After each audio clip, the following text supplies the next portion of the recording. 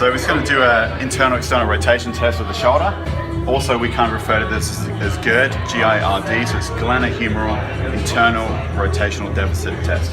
So with Shannon's shoulder here, we're kind of taking him into external rotation.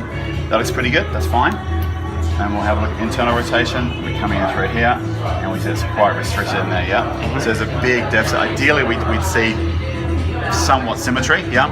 In a strength athlete, it's nearly always not going to be the case. So it's just a case of working within parameters with the context in mind, you know? So we're looking at a powerlifter here, so, you know, does he really need full 90 degrees internal external? Probably not, yeah, but we need a certain amount, yeah? But what we're seeing with Shannon is around 90 degrees of external, and also, I don't know, maybe 20 degrees-ish, 25 degrees of internal. So it's quite a big difference there. So it's that internal rotational deficit, so it's a positive here. So what we're doing here, guys, we're going to mobilize posterior joint capsule on Shannon's left shoulder. Yep. So typically I'd use a harness and get some distraction going on as well. I don't have that with me today.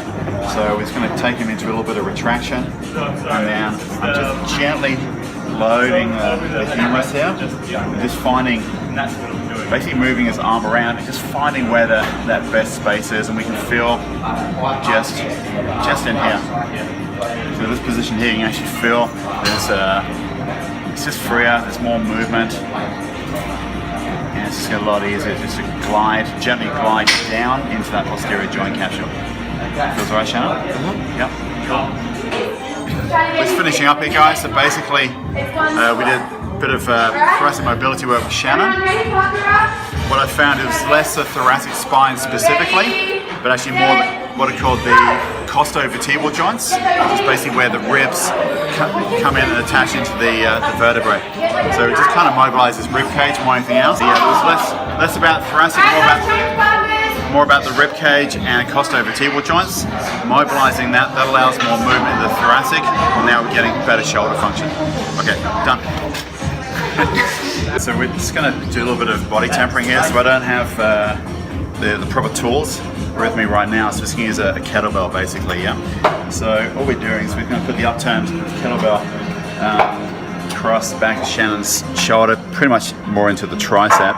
I'm just going to hold sustained pressure there, and just try and go. Basically, we're going to try and inhibit that tricep, tone it down a little bit, and then see if we can get improvement in that internal rotation again. So it's, even though we're kind of looking at rotation of the shoulder, very often there's all these other sort of accessory muscles that contribute to restriction as well. So something I find fairly common is where there's restriction through the tricep and through the elbow, that often flows up into the shoulder. So I'm just going to give this a go. So it's basically just about a 22 kilo kettlebell here, and I'm putting a reasonable amount of downward pressure into that tricep too. Shannon's got a high pain threshold, so I know I can be reasonably aggressive with this, which is, makes it a little bit easier. But yeah, we're going to hold this for about 3 minutes, so we'll come back later and see what it's done. Yep, we've done a little bit of work on this left shoulder as well, so we're going to do the external rotation here. It's looking great. And then we come into the internal rotation, and yeah, it's looking pretty good there as well. Again, not absolutely perfect, but yeah, it's all context dependent. When I'm working with a strength athlete, especially a very strong strength athlete, I'm not too worried about is it perfectly matching sort of range of motion in terms of X number of degrees and this sort of thing. It's like, has he got enough for what he needs or what she needs, yeah? As opposed to trying to go for textbook normals and textbook perfection. Basically, we've got improvement for what they need to do, and it's made it better. So we've created positive change. That's the key thing. Cool. Let's go to the squat rack.